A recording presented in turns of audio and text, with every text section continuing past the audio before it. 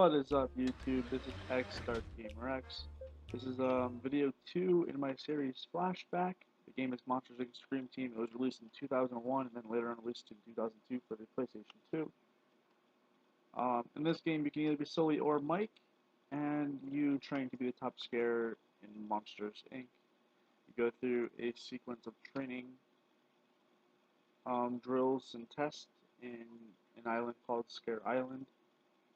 You go through an orientation process, learn the controls, and pretty much how to play the game. In this one I picked Sully, and here comes the orientation.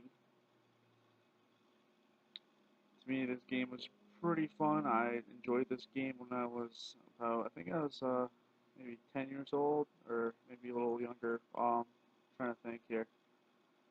Let's see.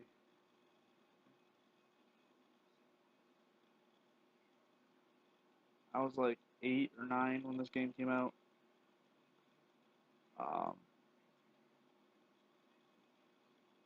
And this game was pretty easy, self-explanatory on basic original controls. I made a comment in my other video that the controls in Twisted Metal were pretty hard because I couldn't really move around the analog stick that with the directional pad much. But this game has the ability to move around the analog stick. It made it much easier for maneuvering.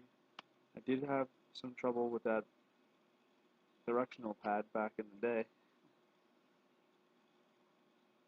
but controls are obvious. As you can see here, I'm pressing X to jump, and then double X to double jump. It was a very simple control to jump, pretty much a common control to jump. Still pretty common today, but I recently played Watch Dogs and I realized that the jump button is square or circle rather, but that's pretty much the general jump button was X. Sometimes I remember it being square on some games. And here attack is square. In some games square, triangle, and circle are attack. This one is square, so you just destroy boxes. And I'm right here. I hit double square, just because I feel like I'm gonna do a body attack, but you're supposed to hit square. But oh well, who cares? This game's story was pretty good also. Pretty much like I said, you just train to be the top scare in Monsters Inc. You just go from different places on the island just to train. Some parts do get a little harder. There's some challenges that you have to face. You meet some other monsters. You meet like Randall and a few other monsters. I forget their names. It was really pretty fun to me actually. I enjoyed it as a kid. Hold on, I'm trying to find. There's this last things over here, I think. I wanted to apologize, guys. I know I said I'd be posting this video on this series every week. I've actually been pretty busy. I mean, not really busy, but like kind of lazy. And I also just been trying to rest. I haven't really been sleeping well, so you know, I'm really tired and lazy. I don't want to do this. So now here, I'm collecting ooze, which is, see this little button on the left? Great, That pretty much is your scaring power. It allows you to earn more scare, I'm gonna say.